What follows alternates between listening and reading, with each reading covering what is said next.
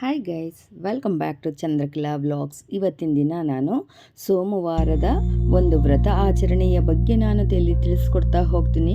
ಈ ವ್ರತವನ್ನು ಯಾಕೆ ಆಚರಣೆ ಮಾಡಬೇಕು? ಇದು ತುಂಬ ಪವಿತ್ರವಾದ ವ್ರತ. ಈ ವ್ರತದ ಆಚರಣೆ ಮಾಡೋದ್ರಿಂದ ಇಷ್ಟಾರ್ಥಗಳ ಸಿದ್ಧಿಯಾಗತ್ತೆ. ಇದು ಪಾರ್ವತಿ ಪರಮೇಶ್ವರರಿಗೆ ಅತ್ಯಂತ ಇಷ್ಟವಾದ ವ್ರತವೂ ಹೌದು. ಇದು ಎಲ್ಲ ಜನಾಂಗದವರು ಇದನ್ನು ಆಚರಣೆ ಮಾಡ್ಬೋದು. ಇನ್ನು ಈ ವ್ರತವನ್ನು ಯಾವಾಗ ಆಚರಣೆ ಮಾಡಬೇಕು ಅಂದರೆ ಆಷಾಢ ಮಾಸದ ಶುಕ್ಲ ಪಕ್ಷದಿಂದ ಕಾರ್ತೀಕ ಮಾಸದ ಶುಕ್ಲ ಪಕ್ಷದವರೆಗೂ 16 ಸೋಮವಾರಗಳು ಈ ವ್ರತವನ್ನು ಆಚರಣೆ ಮಾಡಬೇಕಾಗತ್ತೆ. ಈ ಆಚರಣೆಯಲ್ಲಿ 4 ತಿಂಗಳು ಈ ವ್ರತವನ್ನು ಆಚರಿಸ್ತಾ ಹೋಗ್ತೀರಾ. ಇದಕ್ಕೆ ಬೇಕಾಗಿರುವಂಥದ್ದು, ನೀವು ಏನು ಮನೆಯಲ್ಲಿ ವ್ರತ ಆಚರಣೆ ಮಾಡಬೇಕಾದ್ರೆ ಶುದ್ಧಿ ಇರಬೇಕು.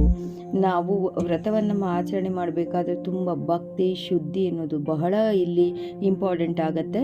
ಇಲ್ಲಿ ಗಂಡ ಹೆಂಡತಿಯರು ಸೇರುವ ಹಾಗಿಲ್ಲ. ಆ ದಿನದಂದು ವ್ರತ ಆಚರಣೆ ಮಾಡಬೇಕಾದ್ರೆ ಸೋಮವಾರದಂದು ಬೆಳಗ್ಗೆ ಅಭ್ಯಂಜನ ಸ್ನಾನವನ್ನು ಮಾಡಬೇಕಾಗತ್ತೆ. ಅಂದರೆ ಎಣ್ಣೆ ಸ್ನಾನವನ್ನು ಮಾಡಿ ಮತ್ತೆ ಸಂಜೆಯೂ ಸ್ನಾನವನ್ನು ಮಾಡಬೇಕು. ಈ ವ್ರತಕ್ಕೆ ನಾವೇನು ಬೆಳಗ್ಗೆ ಸ್ನಾನವನ್ನು ಮಾಡಿ ಇದು ನಾವು ಉಪವಾಸ ಇರಬೇಕು, ಈ ಒಂದು ವ್ರತಕ್ಕೆ ಉಪವಾಸ ಇರಬೇಕು. ಉಪವಾಸ ಇರೋರಿಗೆ ಕೆಲವರಿಗೆ ಇದು ಆಗೋದಿಲ್ಲ ಅನ್ನೋವಂಥವ್ರು ನೀವು ಸ್ವಲ್ಪ ಲಘು ಆಹಾರವನ್ನು ಲಘು ಆಹಾರ ಅಂದರೆ ಹಣ್ಣು ಅಥವಾ ಹಾಲು ಈ ಥರ ಸೇವನೆಯನ್ನು ಮಾಡಬಹುದು. ಅಂದರೆ ತುಂಬ ಇವಾಗಿನ ಇದರಲ್ಲಿ ಆರೋಗ್ಯದ ಸಮಸ್ಯೆ ಇರೋವಂಥವರು ತುಂಬ ಉಪವಾಸ ಇದು ಮಾಡೋಕ್ಕಾಗಲ್ಲ ಅಂತ ಹೇಳೋರು ಸ್ವಲ್ಪ ಹಣ್ಣು ಹಂಪಲುಗಳನ್ನು ತಗೊಂಡು ಈ ವ್ರತವನ್ನು ಆಚರಣೆ ಮಾಡಬೇಕಾಗತ್ತೆ. ಅಂದರೆ ಇದು ಉಪವಾಸ ಇದ್ದೇ ಈ ವ್ರತವನ್ನು ಆಚರಣೆ ಮಾಡಬೇಕು. ಮತ್ತೆ ಸೂರ್ಯಾಸ್ತದ ಸಮಯಕ್ಕೆ ಮತ್ತೆ ಸ್ನಾನವನ್ನು ಮಾಡಿ, ಆ ಸಮಯಕ್ಕೆ ಸೂರ್ಯಾಸ್ತ ಆಗೋಕ್ಕೆ ಮುಂಚೆನೇ ನಾವು ಸ್ನಾನವನ್ನು ಮಾಡಿ, ಕೆಲವರು ಹುತ್ತದ ಮಣ್ಣು ಎಲ್ಲಾದರೂ ಸಿಕ್ಕಿದ್ರೆ ನಿಮಗೆ ಹತ್ತಿರದಲ್ಲೇ ಹುತ್ತ ಏನಾದರೂ ಇದ್ದರೆ ಆ ಹುತ್ತದ ಮಣ್ಣಿನಿಂದ ಶಿವಲಿಂಗವನ್ನು ಮಾಡಬೇಕು. ಅದಕ್ಕೆ ಷೋಡೋಪಚಾರ ಪೂಜೆಗಳನ್ನು ಲಿಂಗಕ್ಕೆ ಪೂಜೆಯನ್ನು ಮಾಡಬೇಕು. ನೈವೇದ್ಯವನ್ನು ಸಮರ್ಪಣೆ ಮಾಡಬೇಕಾಗತ್ತೆ. ನೈವೇದ್ಯವನ್ನು ಸಮರ್ಪಣೆ ಮಾಡಬೇಕಾದ್ರೆ ಗೋಧಿ ಹಿಟ್ಟಿನಿಂದ ಮಾಡಿರುವಂಥ ನೈವೇದ್ಯವನ್ನು ಸಮರ್ಪಣೆ ಮಾಡಬೇಕು. ಗೋಧಿ ಹಿಟ್ಟನ್ನು ತೆಗೆದುಕೊಂಡು ಚೆನ್ನಾಗಿ ತುಪ್ಪದಲ್ಲಿ ಹುರಿದು ಅದಕ್ಕೆ ಸಕ್ಕರೆ, ತುಪ್ಪ, ಏಲಕ್ಕಿ, ಜಾಕಾಯಿ ಇದೆಲ್ಲವನ್ನು ಸಮ ಪ್ರಮಾಣವಾಗಿ ಸೇರಿಸಿ ಗೋಧಿ ಹಿಟ್ಟಿನ ಉಂಡೆಯನ್ನು ತಯಾರು ಮಾಡ್ಕೋಬೇಕಾಗತ್ತೆ.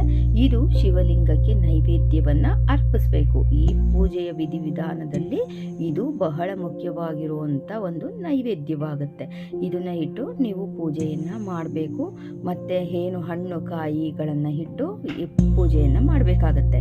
ಈ ಹುತ್ತದ ಮಣ್ಣು ಸಿಗದೇ ಇರುವಂಥವರು, ನಮಗೆ ಸಿಗ್ತಾ ಇಲ್ಲ, ನಮ್ಮಲ್ಲಿ ನಾವಿರೋ ಕಡೆ ಹುತ್ತ ಇಲ್ಲ, ನಾವೆಲ್ಲೂ ಹುಡ್ಕೊಂಡು ಹೋಗೋಕ್ಕಾಗಲ್ಲ ಅಂತ ಹೇಳೋರು ಮನೆಯಲ್ಲಿ ಇರುವಂಥ ಲಿಂಗಕ್ಕೆ ನೀವು ಪೂಜೆಯನ್ನು ಸಲ್ಲಿಸ್ಕೋಬಹುದು. ಇನ್ನು ಪೂಜೆಯನ್ನು ಮಾಡಬೇಕಾದ್ರೆ ಬಹಳ ಮುಖ್ಯವಾಗಿ ಪಾಲನೆ ಮಾಡಬೇಕಾಗಿರೋದು ಶಿವ ಅಷ್ಟೋತ್ತರವನ್ನು ಮಾಡಿ ನಾವು ಪೂಜೆಯನ್ನು ಮಾಡಬೇಕಾಗತ್ತೆ.